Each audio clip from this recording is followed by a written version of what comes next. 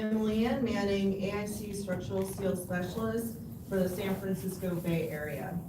This session's PDH code is 24344. That's 24344.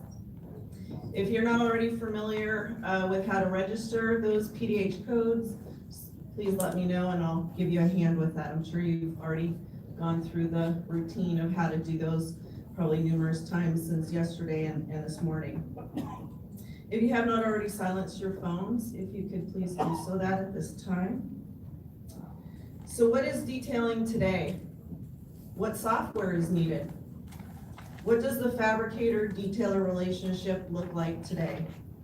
To better understand the view of construction from the side of the detailer, this session detailing It's Not Just That Anymore with Mark Turman, we'll be discussing all of these questions and more. Mark Turman is currently the VP of Operations of Southern New Jersey Steel Company, which is a structural and miscellaneous steel contractor operating throughout the East Coast. In 1981, Mark started his career with Contract Steel as a detailer trainee, eventually becoming the detailing department manager. In 2012, Mark joined Southern New Jersey. He currently manages the daily operations of all engineering, drafting, and fabrication resources. Mark successfully created company structural and miscellaneous detailing manuals. He also established BIM procedures and guidelines when required. Mark has been involved with AIC for the past 36 years. And Mark, we thank you for all your generosity by giving us your time and expertise. Let's give Mark a warm welcome.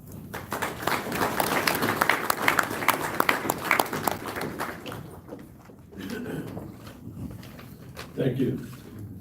As you said, I've been in the business. This Saturday will be 38 years in the business of steel, starting as a detailer, working my way up to the company that I was with before as senior executive vice president, and now with Southern New Jersey Steel.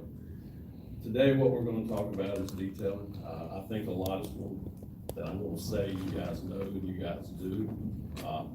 I think it's a good forum to just get people together in the room, detailers and fabricators. I work for a fabricator. I work with fabricators. I understand the mindset of fabricators. At heart, I'm a detailer. That's what I did. That's what I do. I take offense when I see or hear project managers' first comments are, there's a problem in the field, the detail's wrong, without ever researching it out. I think these forums are great to get together so everybody can understand what the detailer goes through, to try to make money for the fabricator, try to get production for the fabricator. And for the detailers, you need to understand the pressures that the fabricators under to meet schedules and timelines. And the information flow that they're struggling to get for you and still try to maintain those schedules. So that's what we're after today. So what is a detailer? I don't even know if detailer is a relative term anymore. Detailers, you know, when I started detailing, I had a pencil sitting at a table. You know, now they have computers, 3D models. 90% of the detailers using 3D modelers. I mean, they're modelers more than they are detailers. I'm not a big fan of the term modeler because I think a modeler needs to know how to detail. And I think that's the struggle that the fabricator is dealing with today. There's a lot of modelers out there, but not as many detailers out there. I think it's the fabricator's responsibility to help train these modelers, even if they work for them or if they're sublet. They have to teach them the processes that they need in order to fabricate steel. Purchasing assistance. I mean, when I started the business, a purchasing agent would sit down and make a list of material to be bought. Now he's waiting on a KISS file or a bill of material from the detailer from a model, and he won't do anything until he gets that file. So detailers, it's critical to get that to the fabricator as soon as possible. CNC programmers. You know, how many detailers out there detail and have a fabricator they work for who do not request CNC files? exactly. And those files have to be correct, because I'm gonna tell you, the quality of employees, and there are hardworking people in this country working in steel shops. But the quality of the employee is not what it was 20 years ago, and anybody been in this business that long, they can agree with me. And those CNC files being correct is critical, because that's what's relied upon, and everything goes back to the detailer. Document control system. Today, I don't know, how many fabricators are in here? How many of you fabricators have your own drawing staff, own drafting numbers? Good, good. I'm surprised at that number, actually. That's good. How many of those guys rely on your detailers to maintain document control, maintain logs or RFIs, maintain, revision numbers, revised drawings coming in?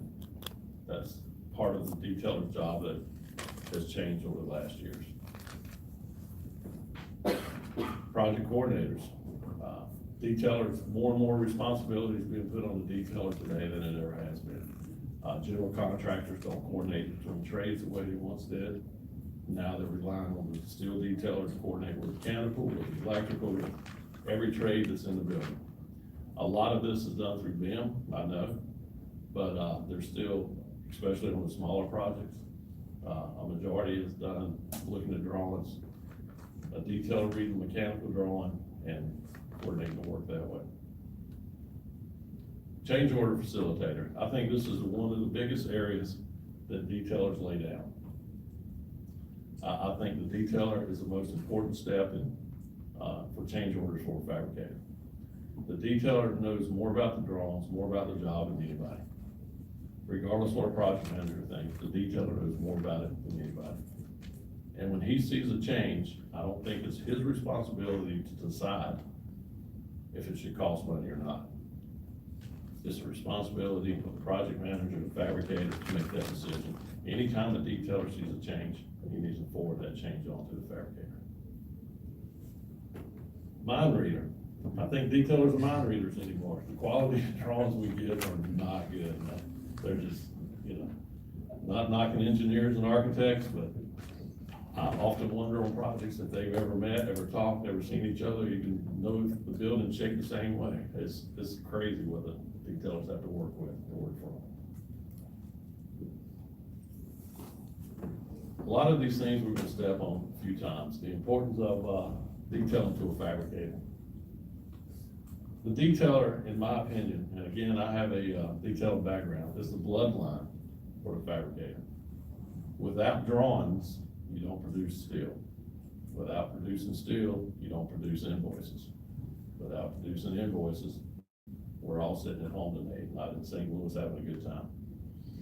So detailing is the critical part of the company. Often looked down upon, but they are the most critical part of the company. Detailers are getting more and more today, are being used to help in estimating, make models, download files for estimating. Is there any fabricators out there who use their detailers in the estimating department? We have in-house detailers. We do not do that just for the simple fact we don't have time. Our detailers stay pretty busy. But that's just more responsibility to put on a detailer, because they're helping estimate. Detailer job is spent, bottom line, detailer, his job is to provide details for fabrication.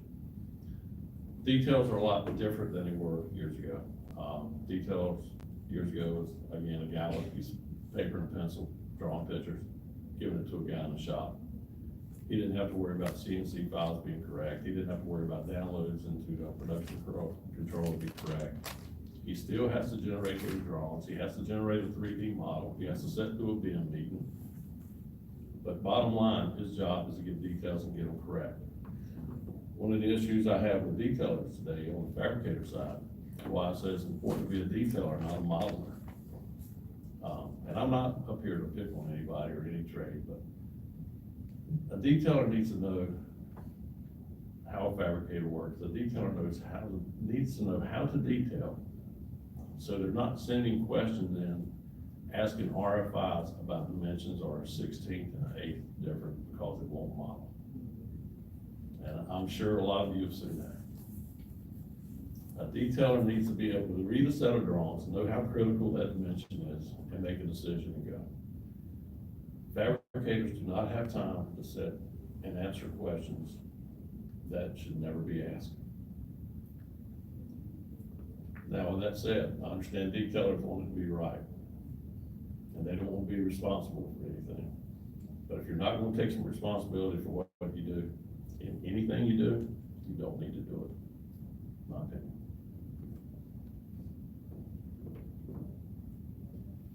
Yeah, we can talk change orders all day. We'll get into that a little bit later. Coordination with other trades, we touched bases on that a little bit. I know we do a lot of mechanical work, a lot of dunnage and roof openings in existing building renovations and so forth in our company. And I think our detailers now can read a mechanical drawing probably better than they can a steel drawing, which shouldn't be the case. It should be a GC coordinating this, but our detailers have to do it. The electronic files, I want to mention this quite a bit today because I really don't think detailers understand how critical those files are for fabricating. Literally, if you don't have a KISS file anymore, if you don't have the NC1 files anymore, steel's not getting produced. It's just not getting produced. Software. You know, we can sit here and talk about 3D and the 3D softwares of different brands out there all day long, and that's what the detailers work with and what they deal with, and that's what they use to generate everything we need. But a detailer also needs to be familiar. He doesn't need to know how to, be an expert at it, but he needs to be familiar with your estimating programs. If he's going to provide files for that, there's things he can do in a model to help those programs. He needs to be trained in it and know how to use it. Same thing with production control. Your detailers need to know how to use your production control software. They need to know what information is needed to purchase material, what grades, where it goes where, sizes, how they need to know, bolts, how all that works. They need to know the next step for what they're doing because everything's generated from them. It's not generated from a guy sitting there inputting anymore. They have to understand what's needed beyond them, and training them in those softwares, I think, is a critical part to make the team successful. CNC files, it's good to, if you have in-house detailing, I'm sure that your detailers know how to read CNC files and know how to change CNC files and know how to go out to the machines that use the CNC files and troubleshoot any issues. If you're not using your detailers that way, you need to start, because they know more about that file and that drawing than anybody else. So it's important for those files to be right, but it's also important to understand what those files are for and how to make a correction if there is an issue. BIM software. How many detailers in here have been to a BIM meeting? How many detailers in here have been to a BIM meeting that was useful? One.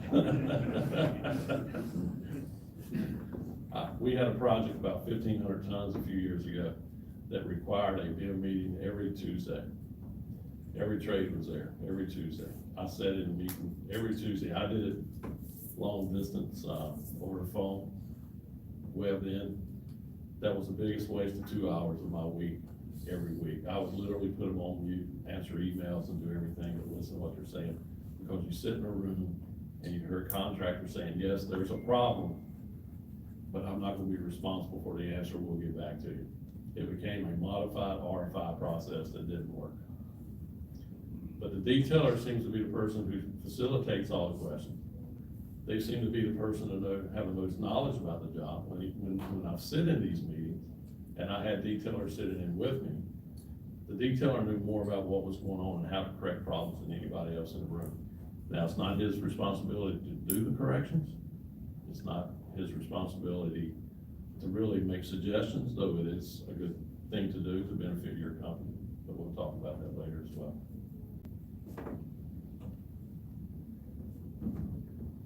Change orders.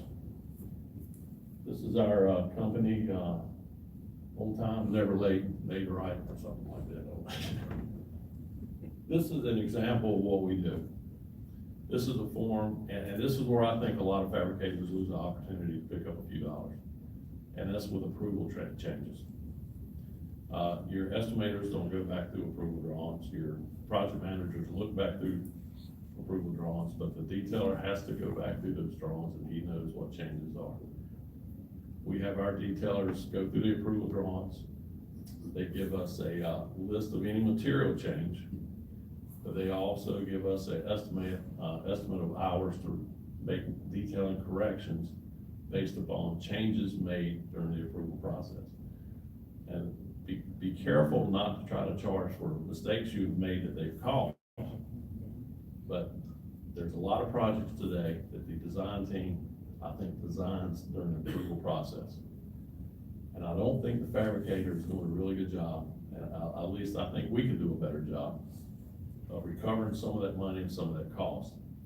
And it's important for the detailer to generate an estimated time and a list of material. List of material is easy for a contract, for a fabricator, excuse me, to recover costs, because they can see this was a W12, now it's a W24, I understand.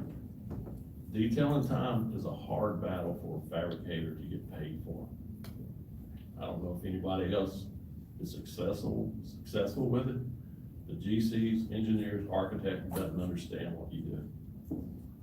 They think if they can change the dimension by an inch, it should take you 5 minutes. That's not the case. So it's important to document that up front. Get it to your project manager, so your project manager, they can make the decision. If it's 3 hours, you're not gonna go back to your customer. If it's gonna cost you 30 hours in detail, you need to let the GC know. You need to write a change order request. Chances of getting paid, probably slim, but you're putting 30 hours on the table in front of you in case there's some delays. You're setting yourself up where you can buy more time if you need to. And that has to start with the detailers. Detailers need to work closely with estimating. If you get a job that's been redesigned, I don't think it's the detailer's responsibility to sit down there and make a list of 900 things. At some point, they need to say, look, we're starting over, this needs to go back to estimating, we need to start drawing, they need to start estimating. But that information has to come from the detailer. And I think everybody in the fabrication industry, if they did it this way, will be more successful collecting change orders because they're getting them out in front of them. The importance of detailing for schedule. This goes back to the lifeline, bloodline. Without drawings, you're not fabricating. You're not fabricating, you're not making money. But it's more than just getting drawings. I know us, we are given schedules from GCs that are always reasonable. Y'all are listening. That we have to make dates. The detailers need to understand that. We understand there's gonna be struggles. We understand there's gonna be RFIs. We understand the drawings are not, the quality that we'd like to see. But we're under pressure as fabricators to make dates, because if we don't, they're gonna charge us. They're gonna charge us for other trades being delayed. So the scheduling that the detailer gives is most important to maintain those dates. And those dates are not only making approval, which is very important. If you make your approval dates, then they take 4 or 5 weeks to approve, you can buy a little time. If you're 2 days late on drawings and they take 5 weeks to approve, well, it took 5 weeks because you were 2 days late. So those dates are critical to make up front. Material requisitions or kits files for purchasing. It's critical to get that up front. How many fabricators in here have, on occasion, had drawings ready to go to shop and didn't have material? It's not a good conversation when you tell your boss that we don't have anything to do because material's not in, because we didn't get it ordered early. That's an uncomfortable conversation, trust me. So it's very critical to get that up front. We try to get material on pencil out on the size of the job. But our thought is to try to get a material requisition at the time drawings go for approval, if not sooner, depends on the size of the job again.